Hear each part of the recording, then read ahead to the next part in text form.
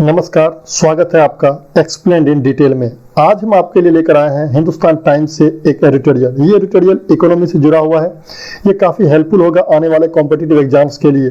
और सबसे महत्वपूर्ण बात, रीडिंग कॉम्प्रिहेंशन के पॉइंट ऑफ व्यू से आपको इस तरह के लेखों को पढ़ने की आदत डालनी चाहिए, क्योंकि अक्सर ये होता है जब हम परीक्षा के समय रीडिंग कॉम्प्रिहेंशन का पैसेज पढ़ते हैं, जो पैसेज काफ़ी लंबा होता है, चूंकि हमें उसे पढ़ने की आदत नहीं होती है, जिसकी वजह से काफ़ी समस्याओं का सामना करना पड़ता है।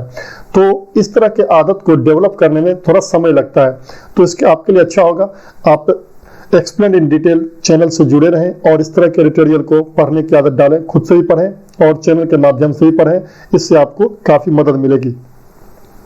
कल यानी 17 अप्रैल को आरबीआई के गवर्नर ने कुछ लिक्विडिटी मेजर्स की घोषणा की थी। लिक्विडिटी मेजर्स यानी तरलता उपाय। ये लिक्विडिटी मेजर्स फाइनेंशियल स्ट्रेस अर्थात वित्तीय दबाव को कम करने और क्रेडिट फ्लो अर्थात कर्ज के प्रवाह को बढ़ाने के लिए हैं। तो उसी से संबंधित ये टॉपिक है, एडिटोरियल है, और हम इसको डील करेंगे आज आपके लिए। चलिए शुरू करते हैं आज का session.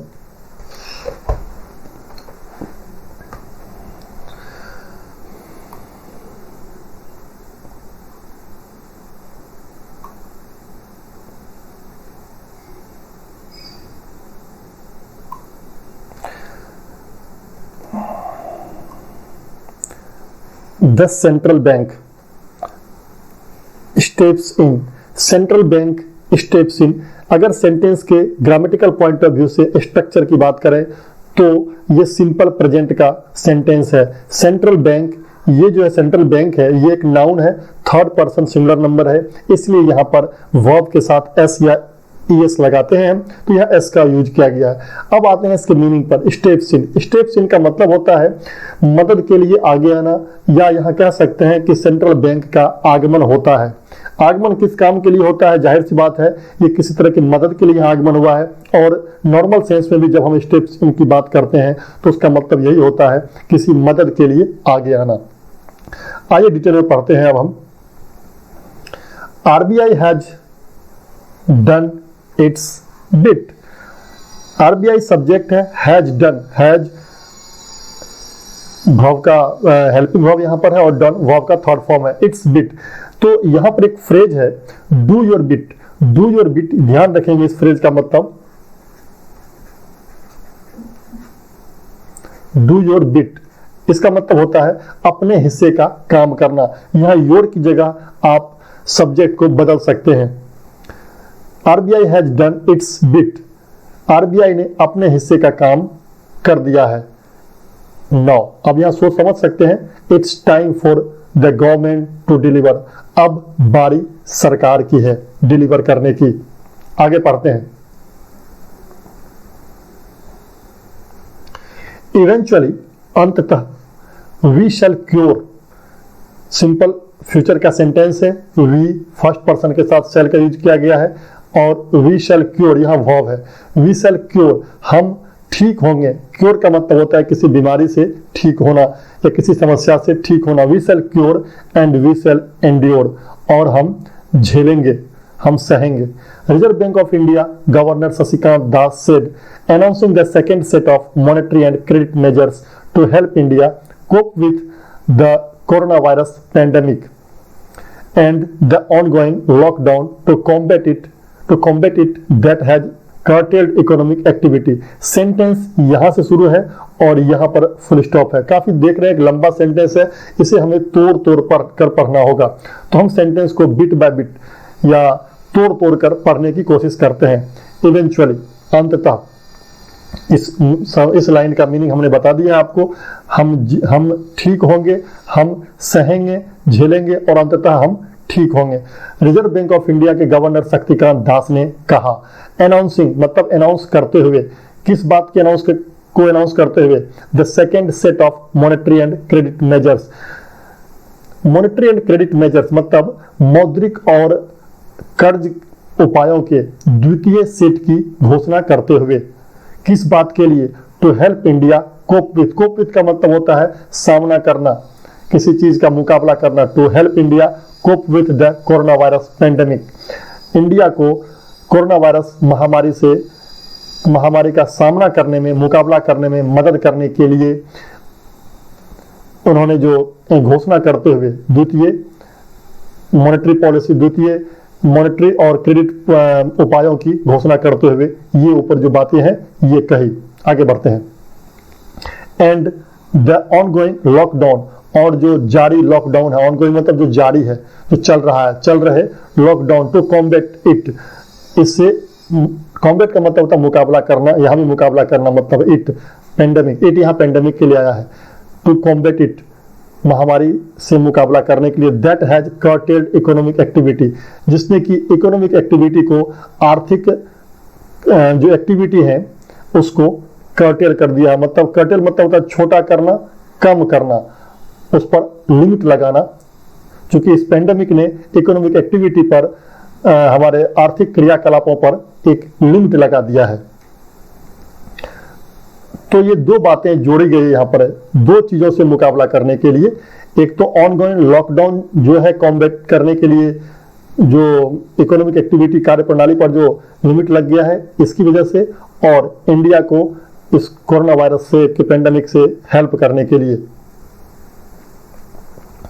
The first set of measures were announced on March 27, जो मेजर्स का मतलब होता है उपाय, the first set of measures, जो उपायों की का पहला सेट था, इसकी घोषणा की गई थी मार्च 27 को। आरबीआई फ्राइडे अनाउंसमेंट, आरबीआई का जो शुक्रवार की घोषणा है, विल बेनिफिट, यह फायदा पहुंचाएगा, सिंपल फ्यूचर का सेंटेंस है, किसको फायदा पहुंचाएगा, ये ऑब्जेक्ट देखें, स्टेट्स, राज्यों को, बैंक्स एंड फाइनेंस कंपनीज, वित्तीय कंपनियों को, बैंक को, and micro small and medium enterprises, जिसे कि शॉर्ट में हम MSME कहते हैं, इन सबों को फायदा पहुंचाएगा। एंड द एग्रीकल्चरल सेक्टर, और एग्रीकल्चर मतलब कृषि क्षेत्र को भी फायदा पहुंचाएगा। एग्रीकल्चरल का मतलब, यहाँ एक बात ध्यान देंगे, अक्सर हम ये गलती कर जाते हैं, एग्रीकल्चर सेक्टर बोल देते हैं या एग्रीकल्चर कॉलेज कहते हैं, जो कि नहीं होता है। एग्रीकल्चरल शब्द एक एडजेक्टिव है, बहुत सारे ऐसे वर्ड होते हैं, नाउन होते हैं, जिसके आखिरी में AL लगा करके हम एडजेक्टिव बनाते हैं। जैसे कि एग्रीकल्चर कॉलेज गलत है, हमें कहना चाहिए एग्रीकल्चरल कॉलेज, क्योंकि एग्रीकल्चरल एक एडजेक्टिव है और एग्रीकल्चर एक नाउन है। तो एग्रीकल्चरल सेक्टर इन सबों को हेल्प करने के लिए। आगे बढ़ते हैं। द मार्केट्स रिएक्टेड पॉजिटिवली, बाजारों ने सकारात्मक प्रक्रिया दी, सकारात्मक रूप से प्रतिक्रिया दिया। अब क्या प्रतिक्रिया दी सकारात्मक रूप से, ये जो उपाय की घोषणा करने के बाद, इसे आगे बताया गया है। विथ बैंक स्टॉक, कुछ यहाँ पर इकोनॉमिक टर्म यूज किए गए हैं जिसका सामान्य मीनिंग से थोड़ा हटकर मीनिंग होता है, तो उसके लिए आपको बॉदरेशन लेने की जरूरत नहीं है। कुछ शब्द ऐसे हैं जिसका कि सामान्य से हटकर मीनिंग होता है, जो इकोनॉमिक टर्म है उसके बारे में ज्यादा चिंता करने की जरूरत नहीं है।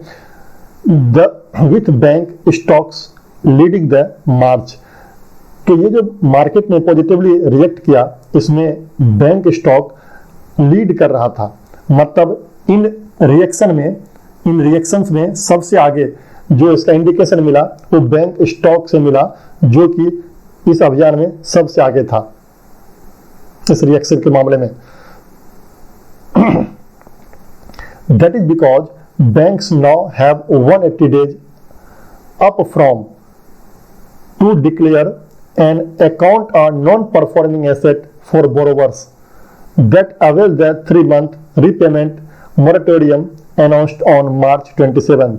अब यहां समझते हैं, that is because, ये कॉन्ट्रैक्टेड फॉर्म है, इसका फुल फॉर्म है that is because, ऐसा इसलिए क्योंकि बैंक्स नाउ हैव, अब बैंक के पास में है 180 दिन, अप फ्रॉम 90, मतलब पहले ये 90 था, अब ये 90 डेज से अप होकर के बढ़कर 180 दिन हो चुका है।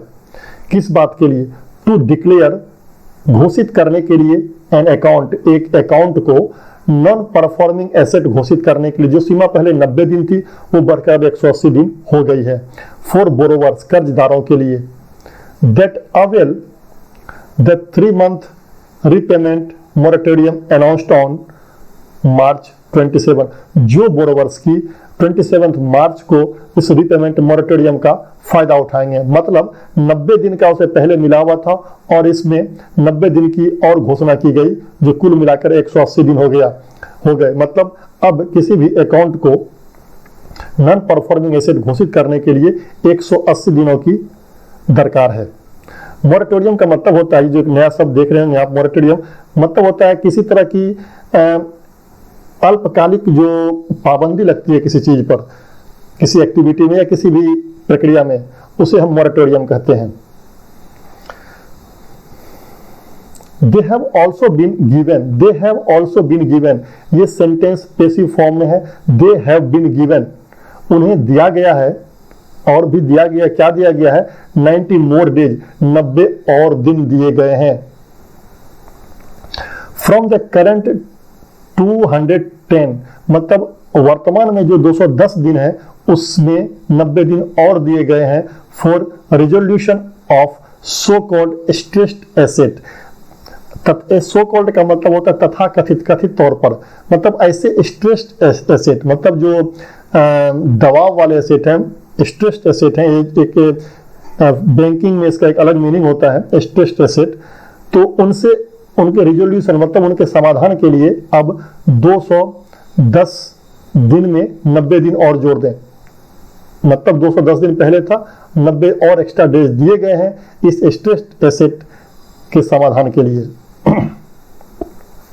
बोथ विल एंश्योर, ये दोनों सुनिश्चित करेगा कि दैट, एंश्योर मतलब सुनिश्चित करना, lenders are not weighed down by bad loans, कि जो लेंडर है, जो कर्ज देने वाले हैं और जो कर्ज लेने वाले होते हैं उसको बोरोवर्स कहते हैं। Lenders are not weighed down, मतलब वे डाउन का मतलब होता है दबाव देना, दबाव बनाना, तो दबना, किसी चीज के बोझ से झुकना। तो ये दोनों इस बात को सुनिश्चित करेगा कि लेंडर्स जो है, जो कर्जदाता है, वो बैड लोन के दबाव से ना दबें, बैड लोन के दबाव से ना झुकें। बैड लोन एक टर्म है जो कि बैंकिंग के फील्ड में अक्सर यूज होता है। RBI move to announce targeted operation that will direct credit to finance companies, agriculture and MSME, जिसके जिक्र हमने पहले कर लिया है, is an acknowledgement of the fact that similar operation announced on March 27 have largely benefited state-owned companies and large corporations। तो RBI का जो कदम है, कौन सा कदम? टू अनाउंस, घोषणा करने का, टारगेटेड ऑपरेशन, ऐसे टारगेटेड ऑपरेशन को घोषित करने का जो कदम है। और ये टारगेटेड ऑपरेशन, कौन सा टारगेटेड ऑपरेशन? जो कि विल डायरेक्ट क्रेडिट टू, यहाँ पर डायरेक्ट का मतलब कोई सीधा नहीं है, मतलब डायरेक्ट का मतलब यहाँ पर है प्रोवाइड करना। That will provide credit to finance company, जो कि ये ऑपरेशन, जो टारगेटेड ऑपरेशन, जो कि लक्ष्य है, लक्षित ऑपरेशन, जो कि क्रेडिट देगा, कर्ज देगा फाइनेंस कंपनी को, एग्रीकल्चर, कृषि को और MSMEs को। इज एन एक्नॉलेजमेंट, यहां देखें ये जो इज का यूज किया गया है, ये इसका जो सब्जेक्ट है वो दरअसल ये सब नहीं है, इसका सब्जेक्ट है ये मूव, ये सब्जेक्ट है। इट मींस कि RBI का जो ये कदम है अनाउंस करने का, जो कदम है, that move is an acknowledgement, यह स्वीकृति है, किस बात की स्वीकृति है? ऑफ द फैक्ट, इस सच्चाई का कि similar operations announced on March 27 have largely benefited state-owned companies and large corporations, कि इसी तरह की जो घोषणा की गई थी, सिमिलर ऑपरेशन की घोषणा जो मार्च 27 को की गई थी, उसने बहुत बड़े पैमाने पर फायदा पहुंचाया है स्टेट ओन्ड कंपनीज को और बड़े कॉरपोरेशन को। इस बात को स्वीकार किया, इसीलिए फिर से कल एक घोषणा की गई RBI के द्वारा, मतलब कि इससे फायदा हुआ, जो 27 को जो घोषणा की गई थी उससे फायदा हुआ है, इसी वजह से इस तरह की घोषणा कल फिर की गई।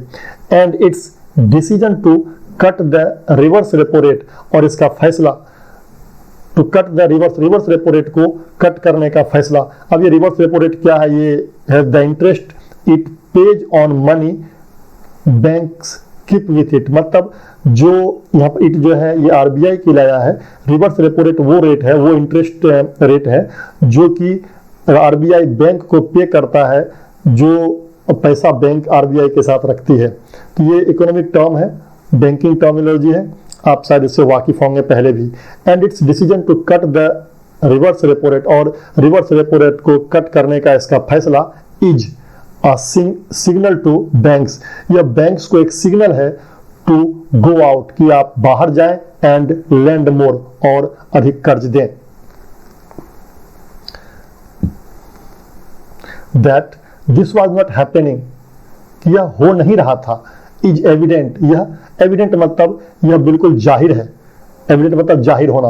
दैट दिस वॉज नॉट, यह कि यह हो नहीं रहा था, it was not happening is evident according to data shared by mister Das. Mister Das के द्वारा शेयर किए गए डेटा, जो डेटा उसने साझा किया, उसके इससे ये क्लियर था, उससे ये जाहिर हो रहा था कि ये हो नहीं रहा था, मतलब बैंक लोन नहीं दे रहे थे। On April 15th, the amount under the reverse repo window, 15 अप्रैल को जो अमाउंट था रिवर्स रेपो विंडो के तहत, जो अमाउंट था, जो रकम थी ऑफ आरबीआई का वाज 6.91 लाख करोड़, वो रकम 6.91 लाख करोड़ थी। अब यहाँ देखेंगे कि रिवर्स रेपो विंडो एक टर्म है जो कि स्पेशली बैंकिंग के फील्ड में यूज होता है। फाइनली, अंततः the central banks enhancement of the ways and means advances, अब यहाँ एक टर्म आया है वेज एंड मीन्स एडवांसेस, और इसके लिए कहा गया है WMA। तो ये इसका जो नॉर्मल मीनिंग है वेज एंड मीन्स एडवांसेस का, वेज मतलब तरीका, मीन्स मतलब माध्यम नहीं लगाएंगे, बिल्कुल ये स्पेसिफिक टर्म है जो बैंकिंग के कॉन्टेक्स्ट में यूज होता है। ये जो एक मैकेनिज्म है जो आरबीआई यूज करती है, ये इसका मतलब होता है कि इसके तहत, इस WMA के तहत जो आरबीआई है वो loan facility, short term loan facility देती है सेंट्रल एंड स्टेट गवर्नमेंट को। तो इसका जो आप नॉर्मल मीनिंग नहीं लगाएंगे, वेज का मतलब तरीका और मीन्स का मतलब माध्यम, बिल्कुल ही गलत होगा। तो WMA it's basically a mechanism used by RBI. फिर समझते हैं। फाइनली, अंततः the central banks enhancement of the ways and means advance provisions, ये प्रावधान है, साफ क्लियर है, ये प्रावधान है, WMA प्रावधान है, to states by 60% over the limit on March 31st means that states will be able to borrow more short term, साफ साफ यहाँ देख रहे हैं शॉर्ट टर्म फंड की बात की जा रही है, more short term funds to tide over, फिर यहाँ एक टर्म आया है tide over their expenses।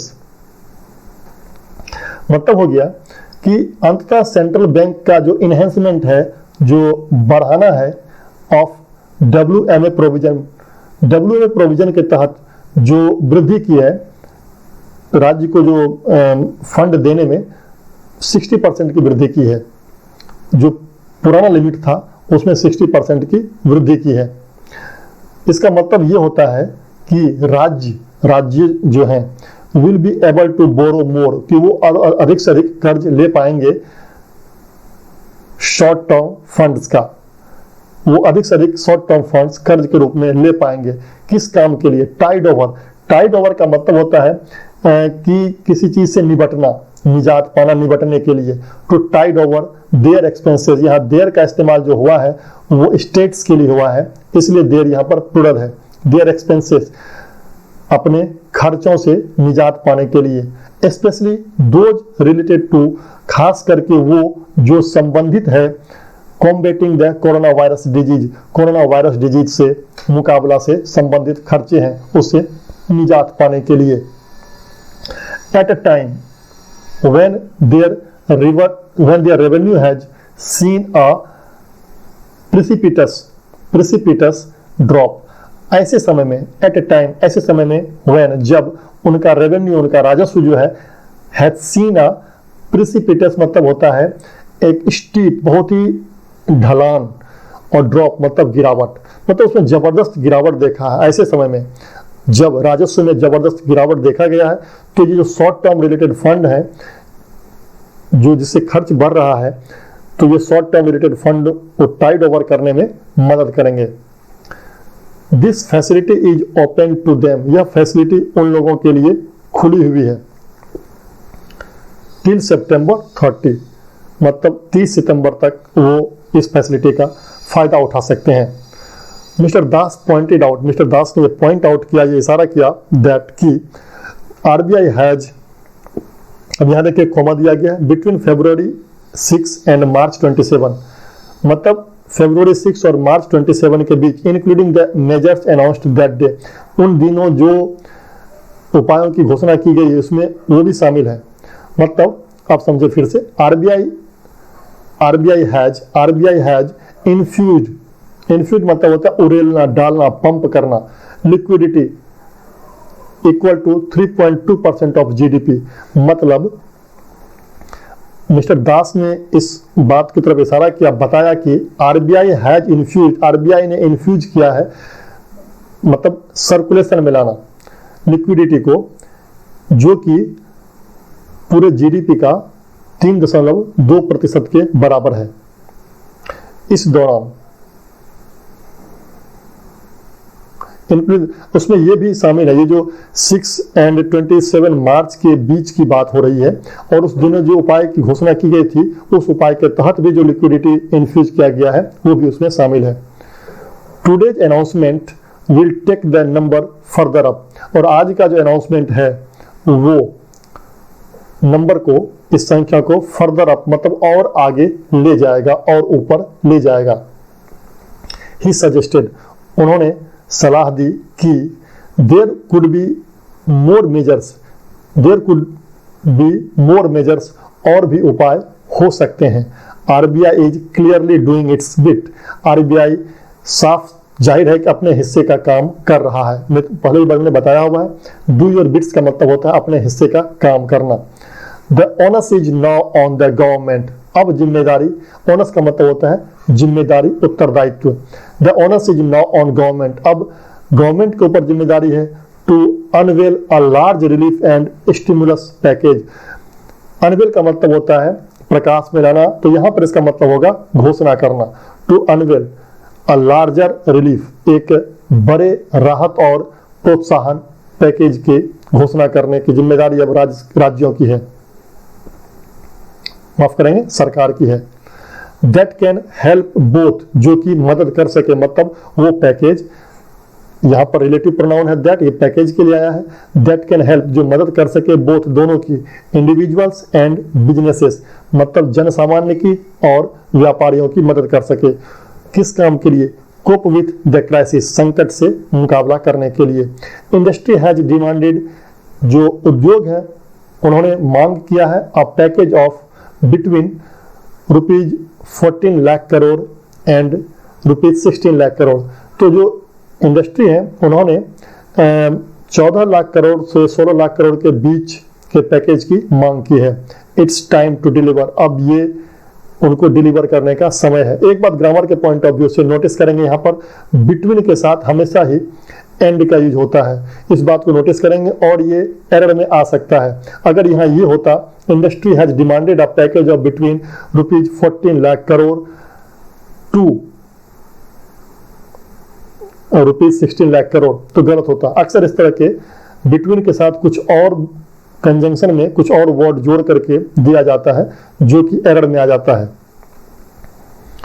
तो उम्मीद करता हूं आपको ये समझ में आया होगा, और इस तरह के आर्टिकल्स को पढ़ने से आपका एक हैबिट डेवलप होगा, जो कि एग्जाम में रीडिंग कॉम्प्रिहेंशन सेक्शन को सॉल्व करने में आपको काफ़ी हेल्प करेगा। तो अगर ये वीडियो अच्छा लगा हो तो कृपया लाइक करें, शेयर करें और सब्सक्राइब करें। धन्यवाद।